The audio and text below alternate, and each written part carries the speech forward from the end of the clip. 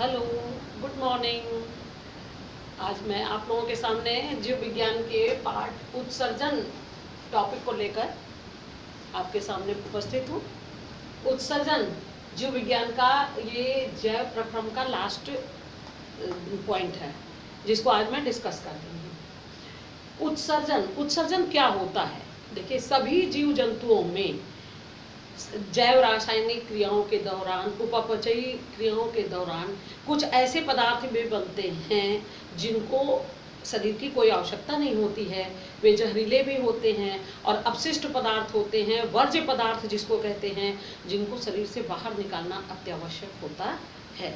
इनकी शरीर में कोई आवश्यकता नहीं होती है और यदि इनकी मात्रा कभी ज़्यादा हो जाए तो व्यक्ति की या जीव की मृत्यु भी हो सकती है। इसलिए इनको बाहर करना आवश्यक होता है। अब इस क्रिया के लिए बहुत से साधारण जंतुओं में, जैसे आप एक कोष के जंतुओं को ले लीजिए, तो त्वचा के द्वारा ही वो पानी में विसरण के द्वारा निकाल देते हैं उन वर्ज्य पदार्थों को। लेकिन जीव जंतुओं में इसके लिए एक विशेष अंग होता है, खास करके मानव में एक उत्सर्जन अंग होता है जिसे उत्सर्जन अंग तंत्र कहते हैं। पूरे तंत्र को उत्सर्जन तंत्र, ये एक जटिल तंत्र होता है जिससे कि रक्त में मिले हुए जो भोज्य पदार्थ होते हैं या पोषक पदार्थ होते हैं, उसके अतिरिक्त जो ऐसे पदार्थ होते हैं जिनकी शरीर में कोई आवश्यकता नहीं होती है, उसे शरीर से बाहर निकाला जाता है। इस क्रिया को, जिसके द्वारा शरीर में उत्पन्न वर्ज्य पदार्थों को, रक्त में उत्पन्न जो वर्ज्य पदार्थ होते हैं उसको शरीर से बाहर किया जाता है, इस क्रिया को उत्सर्जन कहते हैं। ठीक है। अब इस उत्सर्जन के लिए मानव में एक तंत्र होता है जिसे उत्सर्जन तंत्र कहते हैं, जिसका चित्र मैंने यहाँ पे आपके व्हाट्सएप पे डाल भी दिया है पहले ही, और आपकी बुक में भी मिल जाएगा। तो इस क्रिया के लिए इसमें एक जोड़ी किडनियां होती हैं, किडनी, जिसको कि वृक्क, हिंदी में वृक्क कहते हैं। किडनी आप ज़्यादा सुनते होंगे, किडनी खराब हो गई तो एक जोड़ी ये वृक्क होती है जिसे किडनी भी कहते हैं। एक जोड़ी ये मूत्र वाहिनी होती है। देखिए, ये जो व्हाइट व्हाइट दिख रही है ये मूत्र वाहिनी है। ये मूत्राशय है और ये मूत्र मार्ग है जिसके द्वारा मूत्र को शरीर से बाहर निकाल दिया जाता है। इस पूरे तंत्र को उत्सर्जन तंत्र कहते हैं। अब इसकी संरचना के बारे में पहले हम आपको बता दें कि देखिए, इसमें ये जो एक जोड़ी किडनी होती है या वृक्क होती है, ये सेम के बीच के आकार की होती है। जो यहाँ पर आपको उसी राजमा, अगर आपने देखा होगा तो कलर, जिस कलर का राजमा होता है आप भिंगा दीजिए तो ठीक उसी कलर का ये रेड ब्राउन टाइप का होता है। ठीक है। इसकी लंबाई लगभग 10 सेंटीमीटर, चौड़ाई 6 सेंटीमीटर और इसकी मोटाई 2.5 सेंटीमीटर तक होती है। ठीक है। अब बायां वृक्क दाहिने वृक्क से थोड़ा सा ऊपर नीचे सेट होता है और ये मेरुदंड के दोनों तरफ स्थित होता है। इन किडनियों से इन किडनियों में आप देख रहे होंगे कि एक साइड थोड़ा गहरा है, अंदर धसा हुआ है, जिसे नाभि कहते हैं। देखिए, यहाँ पे लिखा है नाभि कहते हैं। और जो दूसरा वाला तल होता है ये उभय तल होता है, मतलब उभरा हुआ होता है। ये जो दो वृक्क हैं इससे मूत्र वाहिनी निकलती है। ये देखिए, आपको व्हाइट व्हाइट मूत्र वाहिनी दिखाई दे रही होगी दोनों तरफ, एक दाहिनी और एक बाईं ओर, एक दाहिनी और एक ये बाईं ओर, दोनों आकर के कहाँ मिल रही हैं? मूत्राशय में। ये एक पेशी संरचना होती है जिसमें कि मूत्र एकत्र होता है और ये तंत्रिका तंत्र के नियंत्रण में होता है। जब ये भर जाता है तो समय समय पर ये मूत्र वाहिनी मार्ग द्वारा इसे शरीर के बाहर कर दिया जाता है। इस तरह से आपने ये देखा कि ये पूरा आपका उत्सर्जन तंत्र है जो कि शरीर के वर्ज्य पदार्थों को या अपशिष्ट पदार्थों को बाहर निकालता है। अब एक और बात है कि केवल एक, अच्छा, सबसे बड़ा उत्सर्जी अंग जो होता है ये वृक्क ही होता है। ये नाइट्रोजनी वर्ज्य पदार्थों को शरीर से बाहर द्रव के रूप में करता है। ठीक। इसके अतिरिक्त कुछ और भी अंग होते हैं, जैसे आपने फेफड़े का नाम सुना होगा। फेफड़े में जो होता है वो ऑक्सीजन आप लेते हैं बाहर से। ऑक्सीजन लेने के बाद जब आपकी श्वसन क्रिया संपन्न होती है तो कार्बन डाइऑक्साइड बनती है और उस कार्बन डाइऑक्साइड को हम बाहर करते हैं। ये भी उत्सर्जन क्रिया हुई। तो फेफड़े भी उत्सर्जन में भाग लेते हैं। इसी तरह त्वचा में आपने देखा होगा समय समय पर आपके शरीर में जो गर्मी के दिनों में खनिज लवण ज़्यादा हो जाते हैं, जल, तो वो पसीने के रूप में बाहर निकलते रहते हैं। इसके अतिरिक्त हमारा जो आहार नाल है, इसकी जो आंतरिक त्वचा होती है, ये भी उत्सर्जन का कार्य करती रहती है। तो इस तरह से उत्सर्जी अंग और भी हैं जो कि, लेकिन सबसे प्रमुख जो है वो ये आपका वृक्क होता है। तो प्रमुख उत्सर्जी तंत्र जो होता है वो वृक्क होता है। आपने सुना भी होगा कि वृक्क काम नहीं करता है तो बहुत बीमारियां आ जाती हैं। आपने सुना ही होगा किसी की किडनी खराब हो गई, किसी की एक किडनी खराब हो गई, किसी की दोनों खराब हो गई। तो वो क्रिया जो है कि जो होनी चाहिए उत्सर्जन की, वो नहीं हो पाती और व्यक्ति की मृत्यु भी हो जाती है। कभी कभी किडनी ट्रांसप्लांट भी करना पड़ जाता है और कभी कभी किडनी काम नहीं करती है। तो आपने सुना होगा डायलिसिस होता है। डायलिसिस के बारे में भी आपको जानना जरूरी है क्योंकि वो भी आपका मेन वो है, उसको हिंदी में अपोहन कहते हैं। डायलिसिस जो होती है वो कृत्रिम किडनी का काम करती है। जब हमारी किडनी काम नहीं करती है तो मशीन के द्वारा ब्लड को उस मशीन में भेजा जाता है और वहाँ पर वो ब्लड जो रक्त का जो शुद्धिकरण होता है वह करके फिर वापस हमारे शरीर के अंदर डाल दिया जाता है। इस क्रिया को अपोहन कहते हैं। ठीक है, वो कृत्रिम विधि द्वारा उत्सर्जन क्रिया कराई जाती है जिसे डायलिसिस या अपोहन कहते हैं। ठीक, ये बहुत ही इम्पोर्टेंट पॉइंट है, कभी कभी पूछ भी देता है कि अपोहन क्या होता है। ठीक, तो इस तरह से आपने उत्सर्जन तंत्र के बारे में देखा। और देखिए एक बात बता दें, ये बहुत ही इम्पोर्टेंट प्रश्न है, बहुत ही महत्वपूर्ण प्रश्न है, लगभग हर साल पूछा जाता है और ये 7 नंबर में पूछते हैं। इसका ये चित्र बनाना अत्यंत आवश्यक है और नामांकित चित्र बनाना, कभी कभी नामांकित चित्र भी पूछ देता है केवल 4 नंबर में। तो इसको आपको बनाना, और जब हमने बना दिया तो आपको तो बनाना ही बनाना है।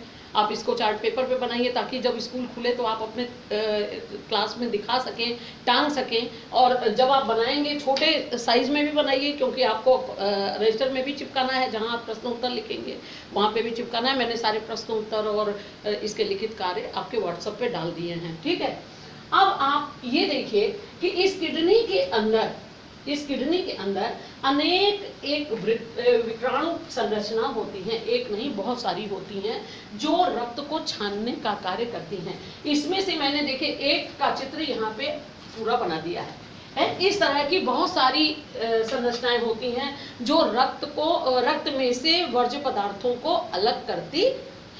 अब ये वर्ज्य पदार्थों को अलग करने का कैसे सिस्टम है इसका, देखिए ये एक विक्राणु की संरचना है।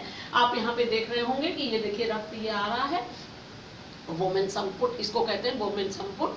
ठीक है, तो यहाँ पर ये जो रक्त है ये थोड़ी मोटी जो धमनी है इससे प्रवेश करता है। ठीक है, अब इसके अंदर बहुत सी कुंडलित ये संरचना होती है जिसको कि कोशिका गुच्छ कहते हैं, केशिका गुच्छ जिसको ग्लैमरुलस भी कहते हैं इंग्लिश में। तो ये संरचना होती है जो ये आए हुए रक्त को छानने का कार्य करती है। अब एक चीज और आपको हम बता दें कि मूत्र निर्माण जो होता है, जो बाहर आपको निकाला जाता है, मूत्र जो आप बाहर निकालते हैं, तो उस क्रिया के दौरान 3 प्रकार की क्रियाएं होती हैं। देखिए हमने यहाँ लिख दिया परानिस्यंदन, इसको अल्ट्रा फिल्ट्रेशन कहते हैं, जो क्रिया यहाँ पर होती है। पहली क्रिया परानिस्यंदन या अल्ट्रा फिल्ट्रेशन जो यहाँ पे होती है।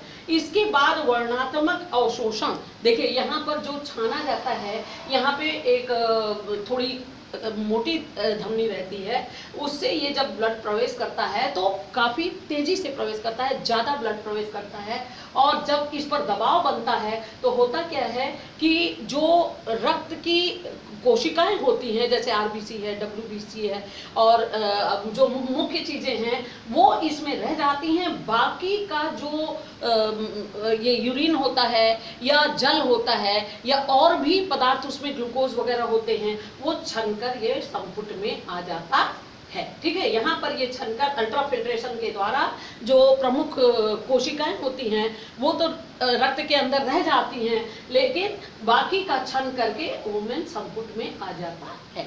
एक बात ध्यान रखिएगा कि जितनी तेजी से ये प्रवेश करता है, जब ये निकलता है तो उसकी जो नली होती है, धमनिका होती है, वो थोड़ी पतली हो जाती है। पतली होती है तो उतनी तेजी से वो आगे रक्त को नहीं बढ़ने देती है, इसीलिए यहाँ पे यह अल्ट्राफिल्ट्रेशन की क्रिया आसानी से संपन्न हो जाती है। यहीं पर अगर ये कार्य ठीक से नहीं करेगा तो आपका जो रक्त है वो शुद्ध नहीं हो पाएगा, और रक्त, क्योंकि रक्त से जो मूत्र है, वो जो वर्ज्य पदार्थ है वो अलग नहीं हो पाएगा। इसी को कहते हैं किडनी काम नहीं कर रही है, और फिर जो है रक्त में उस चीज़ की मात्रा, वर्ज्य पदार्थ की मात्रा बढ़ जाती है, यूरिया की मात्रा बढ़ जाती है, और जिसकी ज़रूरत नहीं है उसकी मात्रा बढ़ जाती है, तो तरह तरह की बीमारियां होती हैं, और यहाँ तक कि व्यक्ति की मृत्यु भी हो सकती है।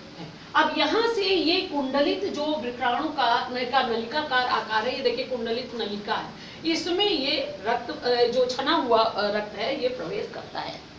देखिए इस छने हुए रक्त में भी बहुत से ऐसी चीजें होती हैं जो जरूरत की होती हैं, उसे यहाँ पर अवशोषित किया जाता है, जैसे कि कुछ ग्लूकोज की मात्रा होती है, जल की मात्रा होती है, और भी कुछ जो पदार्थ होते हैं, उसका अवशोषण यहाँ पर इस कुंडलित नलिका में किया जाता है, जिसे हम वर्णात्मक अवशोषण कहते हैं। वर्णात्मक अवशोषण मतलब जिसकी हमें आवश्यकता है बस हम वही लेंगे, बाकी का छोड़ देंगे। तो जब यहाँ पे वर्णात्मक अवशोषण हो जाता है तो बाकी जो छना हुआ इसको फिर से वापस रक्त वाली नली में भेज दिया जाता है, शरीर को वापस भेज दिया जाता है, और जो छन करके निकलता है वो ये संग्राहक नलिका, देखिए आपको यहाँ पे व्हाइट कलर की दिख रही है, संग्राहक नलिका में आ जाता है। जो छना हुआ होता है उसमें यूरिया, यूरिक एसिड और जल और कुछ खनिज लवण होते हैं जिनको शरीर की आवश्यकता नहीं होती है, वो इस संग्राहक नलिका में आ जाता है। देखिए यहाँ तीर का निशान नीचे को आ रहा है। संग्राहक नलिका में आने के बाद देखिए ये यहाँ पे ये मूत्र नली के द्वारा ये है ना, ये देखिए आपका मूत्रवाहिनी के द्वारा ये कहाँ पे एकत्र हो जाता है, मूत्राशय में एकत्र हो जाता है। मूत्राशय की जो ये पेशी संरचना होती है, ये तंत्रिका तंत्र के नियंत्रण में होती है, और जब ये भर जाता है और दबाव बनता है तब ये समय समय पर मूत्र मार्ग द्वारा ये बाहर निकाल दिया जाता है। इस तरह से हमारी ये जो उत्सर्जन की क्रिया संपन्न होती है। और आपको ये हमने देखिए पूरा बता दिया। ये भी बहुत ही इम्पोर्टेंट चित्र है, इसको नेफ्रॉन भी कहते हैं। एक नेफ्रॉन की संरचना का चित्र सहित वर्णन कीजिए, या एक विक्राणु की संरचना को ये नामांकित चित्र बनाइए। ये 4 नंबर पे अलग से आता है। वेरी इंपॉर्टेंट क्वेश्चन ये भी है और ये भी है, तो ये इसका एक भाग है। ऐसी बहुत सारी नलिकाएं इसमें होती हैं, जिसका मैंने एक अलग ये आपको दिखा दिया। बहुत ही इंपॉर्टेंट है, इसको आप बना लीजिएगा। अब बना करके याद कर लीजिएगा। 4 नंबर के प्रश्न में ये आता है, 7 नंबर में ये आता है। इसके अतिरिक्त सबसे बड़ा जो उत्सर्जन तंत्र है, उत्सर्जी अंग है, कौन सा है, किडनी, ये आपके 1 नंबर में भी आएगा। ठीक है, तो इसमें बहुत सारे ऐसे प्रश्न बनते हैं। मैंने इस सब का लिखित कार्य व्हाट्सएप पे डाल दिया है, और आशा करते हैं कि आपने अच्छे से समझा होगा, और इसे बार बार आप समझ सकते हैं क्योंकि मैं डाल दे रही हूँ आपके व्हाट्सएप पे। ठीक है, और इसे कॉपी में रजिस्टर में कर लें, और चित्र भी बना लें, और चार्ट पेपर पे भी बनाएं। ठीक, थैंक यू।